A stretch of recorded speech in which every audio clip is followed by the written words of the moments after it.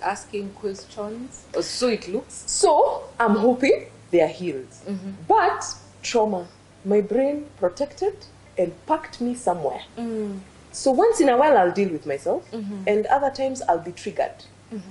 Then I will overreact, and I'm like, what was that? But what I wasn't doing was healing. I talked about it, and one of the reasons why I'm so pro mental health is it's not enough just to talk about it.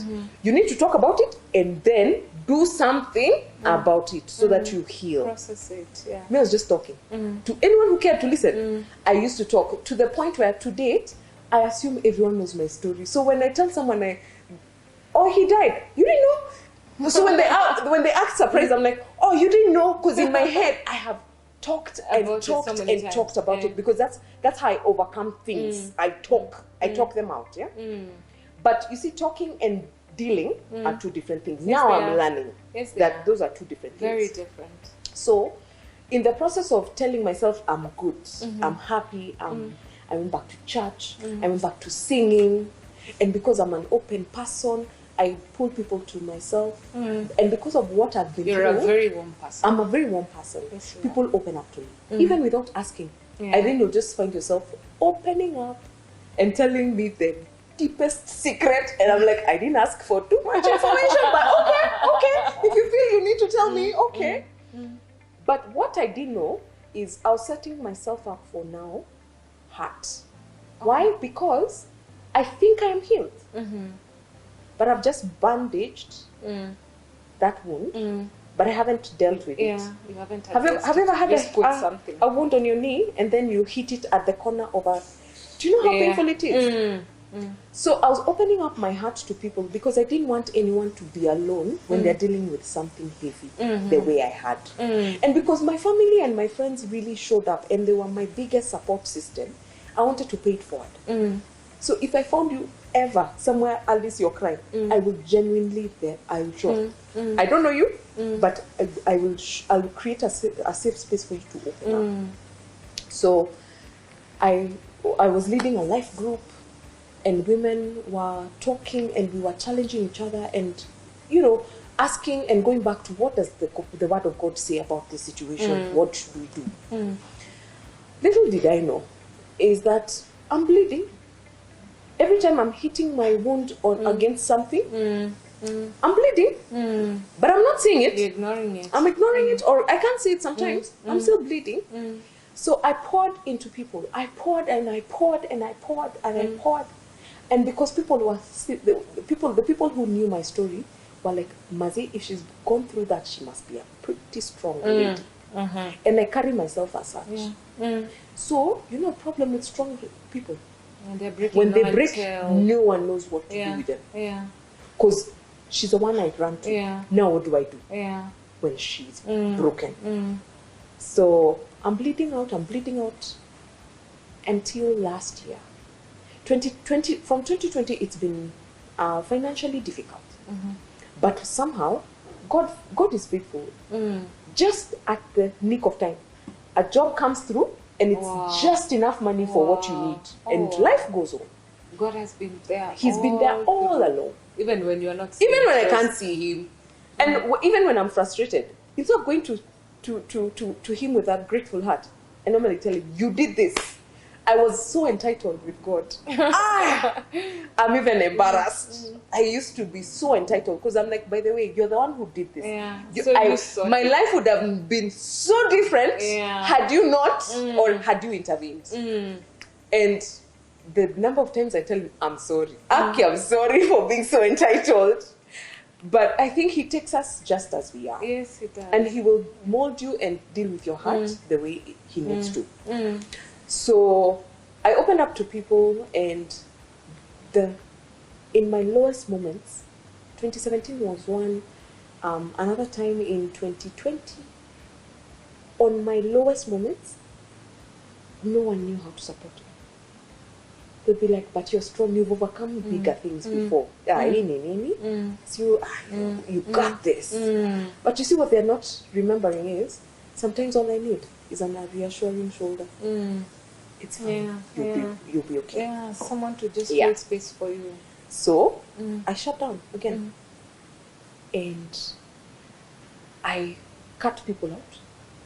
And one of the things I'm learning is that unresolved trauma, one of the triggers is anything that is uncomfortable, anything that's unsettling, you shut down. Instead of speaking out, you shut down. So that was my defense mechanism. For, by the way, I can sense you guys are about to hurt me.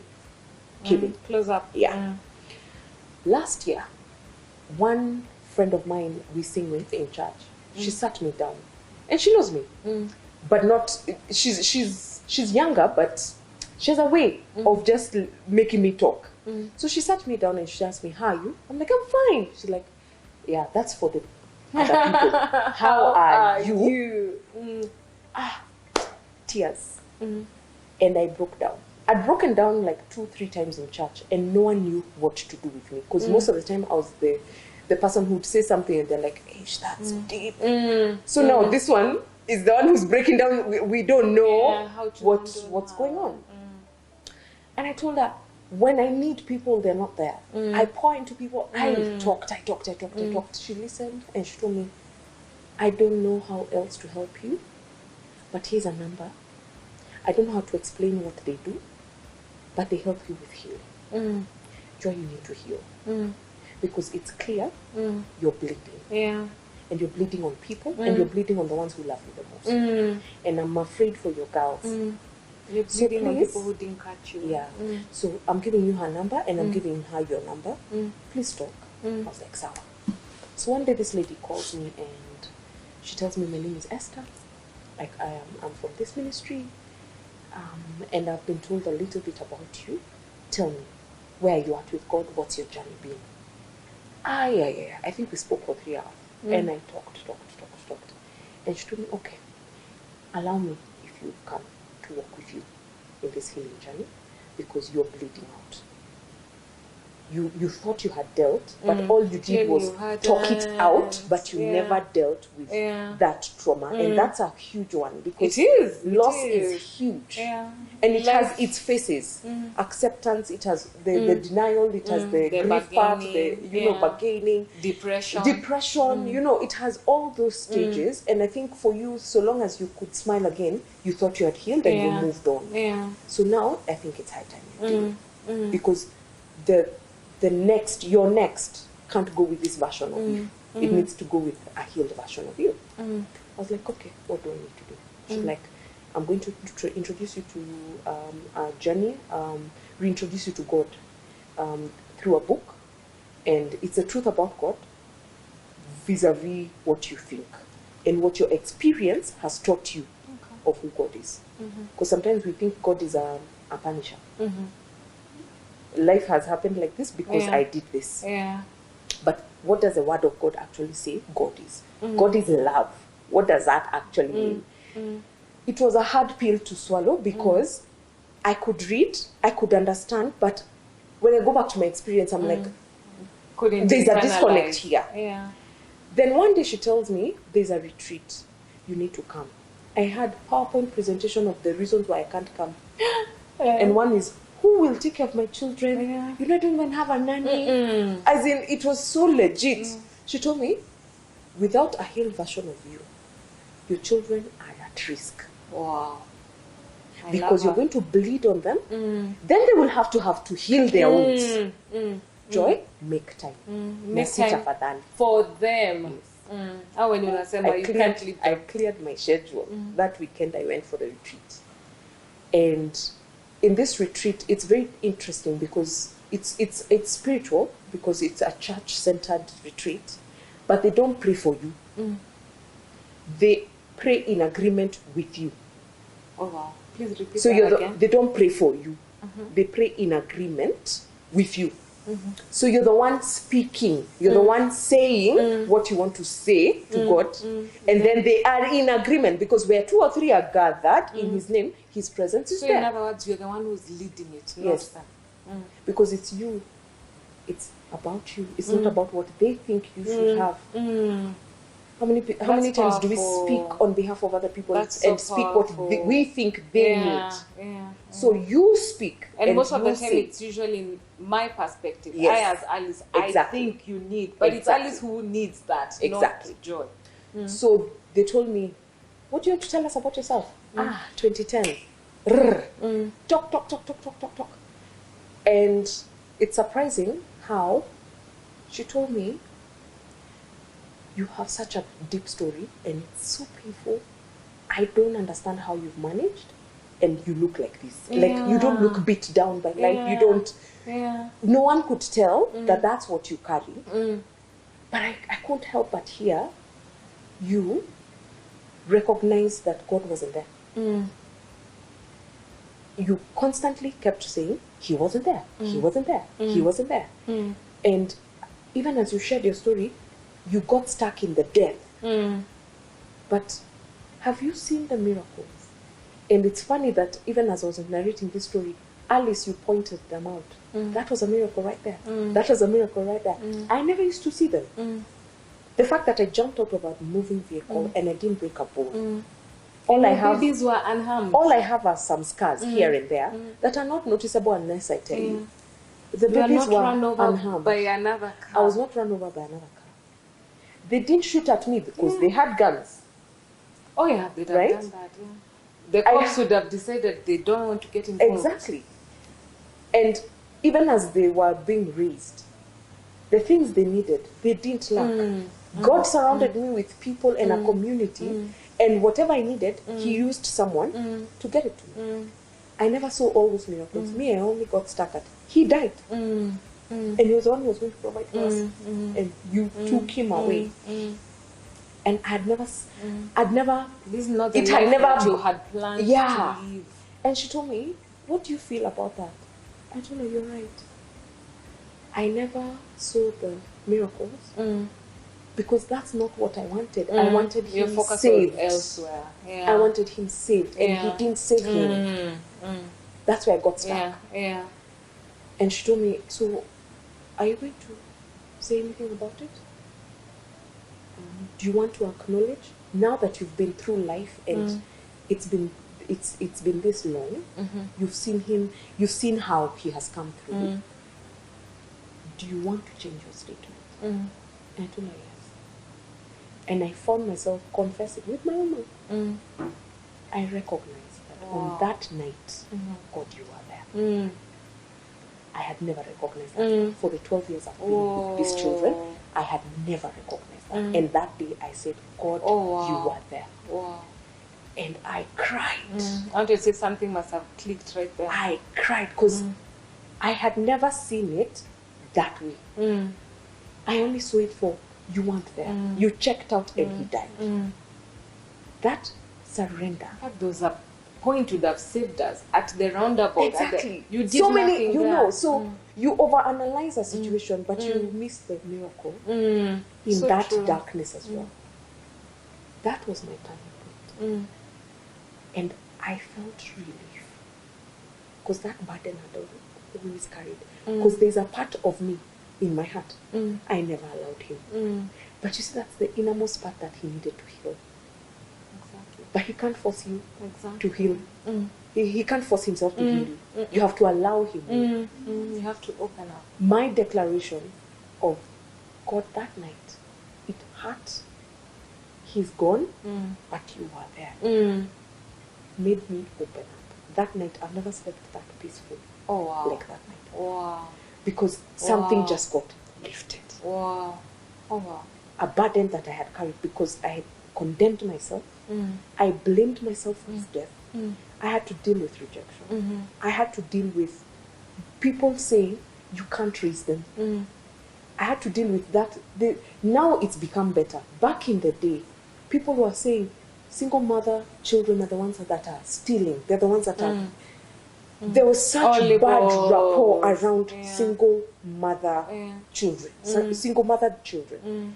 So I invested my energy and my strength in making sure that I got it right. I used to tell God, judge me for everything else in my life. Can I stop you right there and just address this because it is so important? it is so unfortunate that as a society, we label people without knowing their story. That's true. You know, someone labeled you single without knowing my story. Exactly. Yeah. We should stop doing that as a society. That's true. And also stop these labels of, because she's a single mother, she's desperate. People stop that. You don't know my story. You don't know my source. So when you interact with me from a human level. Yeah. Not from a desperate level, not from a single mother. Stop labeling and interact with each other as human beings. Stop looking at achievements. Stop looking at the achievements or the titles or the mishaps that people have done. Stop. We need to start interacting as humans. Yeah. Please. Yeah. We need to. Because I think I got into a cave. And in this cave, I was going to carve out my story. And then I was going to come out and say, how do you like me now? And I have successful children. You know? But it laid a foundation for me for, right now I'm very guarded. Yes, I interact with men. And yes, I've tried to date still. I was going to ask that. But for you to meet my children, you have no intention with me. You have no business knowing who my children are. I agree, totally. I go on dates. Hookah! Where do you live? I live in this area, but you're not welcome. Yeah. My house is my haven. It's my safe haven for my girls and I. You're not welcome. And the only men who have come into my house are the men who have been in my life before the children were born. Because those are people I trust. But the ones after, it takes lowering my guard. And I've done that twice or thrice. I've gotten burnt twice. And every time I learn my lesson, I'm like, jikune maskio. Jichune joy, jichune. Wewe ni wanani? Jichune maskio. Yeah. But my biggest lesson in my story was, don't just talk about it, deal with it. And there's no deadline for healing, guys. You're not on a deadline. Take as much time as you need. There's one thing my dad told me. After we buried him and I'm being discharged in hospital, my dad came to see if I need any help. And he sat me down. It was just the two of us. My dad doesn't talk much. Remember, we are my mom and I are the chatterboxes, and he's the quiet one. So when he speaks one thing and you're like, yeah, okay, that one I shall take to the bank. Yeah. And he sat me down and he told me, I want to talk to you as a man and not your father. Okay. I was like, yeah, okay. Are you going to adjust for, you want to listen? And my dad told me, men smell vulnerability a mile away. Do not rush to fill that crater. You've been left with a crater and not avoid a crater. Do not rush to fill it. Because if you run to fill it right now, all they'll do is take advantage of your vulnerability. Because they can see it, they can smell it. Yes. And some of them will even leave you with more babies. And they'll feel nothing about it. Do not fill it up.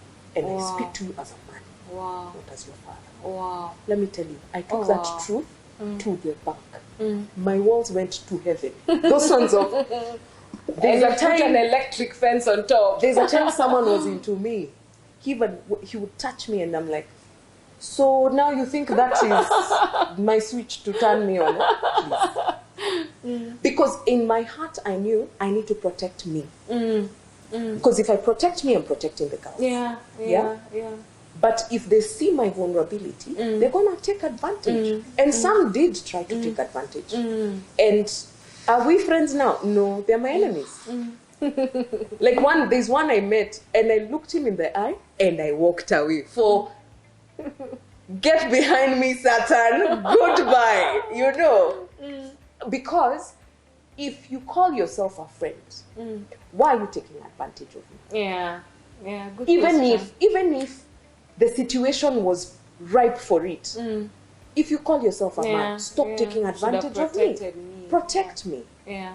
And it's funny how I've started reconnecting with male friends who have been in my life, and I realized you guys were looking out for me. Never did you ever take advantage. Even in my vulnerable moments. Even in my vulnerable moments where you had the right position, you had the right time and the place, you chose not to. Because men are called to protect. And men are called to protect, and they're called to, like, cover you. I agree. So, that last year, dealing with that trauma made me realize some of the things that became my coping mechanisms through the last 12 years. I was surprised. My coping mechanisms were, I went out to the world, then I came back, I was like, this one is not sustainable, so I came back. But then after I came back to Christ, I was pangaing him. So tell him, this is the money, this is the plan. So you bless it. As opposed to, what do I do? As seeking that guidance and wisdom from him. So dealing with my trauma last year made me realize my coping mechanisms after I saw the world is not working for me was money and friends, people. Money, because so long as I'm earning, we are good. There's food on the table. There's shoes on our feet. Clothes, a roof over and roof over your head. You know. So that's how I kept him at bay. Because there's money coming in, I'm fine. All right. That was a coping mechanism. I didn't know it was my crutch. And when you're broken, so you need crutches. Of course. My other crutch was people. Because I was seeking validation externally. Acceptance, remember that? Externally. Rejection was what I was dealt. So when I find someone who accepts me, at your lowest my lowest moment, I was rejected, and I didn't deal. So when I find people, or I found a community that accepted me, I stuck there. Whether they were kind, whether they were malicious, I would stick it out and convince myself, you're too sensitive. Because you don't want to deal with another thing that looks like rejection. You're the one who's overreacting, just chill. You know, cheza chilling. That healing retreat made me realize that the reason why life happened is so that that crutch money gets out of the way. Because he needs to deal with my heart. And until he deals with my heart, he can put you on pause for as long as he wants to deal with your heart. Then I started now hearing words from people I've called friends for 10 plus years. And I'm like, hold on, Alice, why are you talking to me like that? Then you'd tell me, but see, I've always talked to you like that and you've never had a problem. Why is it a problem? Then I realized, oh, it's because of my own trauma. And because of not dealing with it, I was willing to take anything to feel like I belonged. So now he started removing people and places that were no longer serving me or helping me heal. And I realized sometimes when you need to heal, he will isolate you. And you need to recognize if you're in a season of isolation so that you don't fight it. Because when you're in a season of isolation, you're able to hear clearly. You're able to hear, you're able to see your thought process, you're able to see your triggers and patterns and start dealing. And it's so true. When people are around, they become distractions. Yes. You cannot be able to see or hear. So he started removing. And I started having to learn how to be comfortable and enjoy my own company, enjoy my own I've done that. I know thoughts. That's a hard one. It's hard. Oh, I'm a sanguine. I like people. Me too. I get energized by people. Then now you're telling me to spend the whole day by myself. I know, it's hard. What do I do with myself? You know. And I've told these stories to myself all the time. You know. So it was hard. It was hard, but and then when you're by yourself, then you have to deal with whatever it is that is ailing you. And Alice, today, I am happy. I love my own company. By the way, people normally tell me, "Unadu niko kwa hao, unadu hakuna." I'm just chilling. You're not even watching a movie. No, I'm just chilling. I started. You're no longer running away from myself. That is so deep. Yeah. I stopped running away from myself, and things start flowing, and you stop holding on to what is hurting you. I've lost friendships, and recent friendships. They were good friendships, but they were not right for me. And I let go.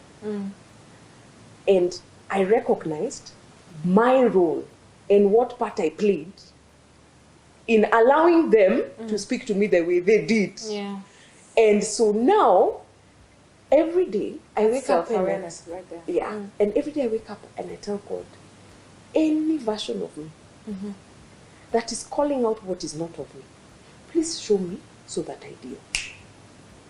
Because I want to be whole. And I want to deal with whole people. Yeah. Yeah. And when I'm whole, I'm able to recognize another whole person. Yeah. Oh, wow. But when I'm not whole, I'll go back to toxic people. Yeah. I'll go back to toxic relationships and friendships. I'll go back to it's going to be, that's what you'll be modeling for your baby. Exactly. And if it's okay to be who you are. One of the things that this dealing with my trauma did was it helped me accept me. My name is Joy Wakin Washira. I am single and I'm raising 2 amazing, beautiful children. If you can't deal with that, that's you. Because that is me. You're not aligned with that. I'm not going to live to a label. I'm not going to live to... If you can't see the value in me, walk away. Don't try and degrade or downvalue me. Walk away. I've had narratives and I've been in forums for single moms. And the biggest cry is, "Sa nani atanipenda na watoto?" Women, please, love yourself. If you can't love yourself, nani atakupenda? And loving yourself means loving the curvy, the not so curvy, the wrinkled you, the good, the bad, the ugly, everything about you. And then speaking what it is that is holding you back. Because when you speak about it, it has no power over you. So even when someone comes and tells you, "Oh, you're a single mom, you'll never get love," it's fine.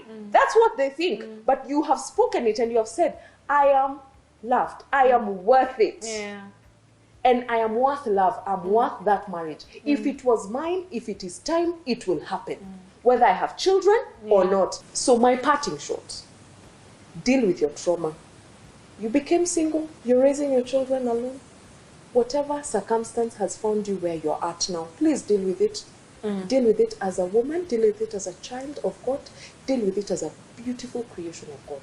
Because if you don't deal with it, it will just catch up with you.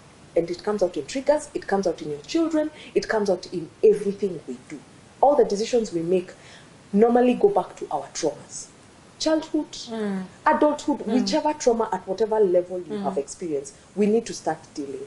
That's one trauma that I have addressed. I have so many others that I have gone through, but when I addressed this main one, it sorted out all the others. So I urge all of us, let's go back to what our traumas are. The ones that are unresolved, please deal with them. And women, you are worth it, you are beautiful, you are phenomenally women. Oh yes. And you do not need anyone's validation but yourself. You can't start looking for love if you do not love yourself. Love yourself in who you are and where you're at. And the right person will find you. Stop going to look, they shall find you. Please repeat that again. Especially for single women, single moms, who feel like, okay, now I have a child or I have children and I'll never get anyone to love me the way I yearn to be loved. Please repeat that again. Work on yourself. Enjoy your single period. Let me tell you something. When you're single, it requires you to be whole. Not a quarter, not a half. You need to be whole. What does wholeness look like? Dealing with our traumas and our hearts and our emotions. Getting to that level of self-awareness, understanding really who you are. Do not be defined by this society. Don't be defined by the world. Understand what God says about you. and speak those words over your life. You are worth it. You are worth that love. And when you find the love in you, love shall find you. Yeah. When the time is right, Yeah. it shall find you. Do not go looking for it. It will find you. Wow. My God, I don't know what to say. I don't even want to add because, you've wrapped it up so well. Thank you so much for sharing the story. My mind is just running. I'm like, oh my God, so many take homes. And I love what you've shared. You know, like, we sit by ourselves and we think, oh my God, we've gone through so much, until you hear someone else's story and you go like, I am here. I'm here doing a pity party for myself. Yet, I have been blessed. You know, when you mentioned about miracles, I've been blessed with so much. But our focus as single moms raising our children is most of the time is usually on what we don't have. Instead of what we have, it's usually on what we are yearning to get. Yeah. Instead of just being grateful. And I love what you've said, yeah? That the next will require, you said something like that, the next will require a healed version of you. You can't go into a relationship the same way that you did. Yeah. Otherwise, it are two broken patterns over and over. Exactly. That's it, guys. Thank you so much. Please share with us your comments, your feedback on this story, and just let us know what you think, your experiences. And my God, I'm still blown away by this. I don't even know what to say. Oh my God, thank you so much, Joy, and thank you so much for sharing the story with us. This is Sikika, a platform that allows us to share experiences, our stories, our lessons, that is looking at promoting mental health conversations. Tubonge, tusifiche, tusike uko, you know, behind closed doors, and we are wondering what to do. When you hear Alice's story, Joy's story, you know, someone else's story, then you know you're not alone. So Sikika, tubonge, tusifiche. And what you speak about will have no power over you. Exactly.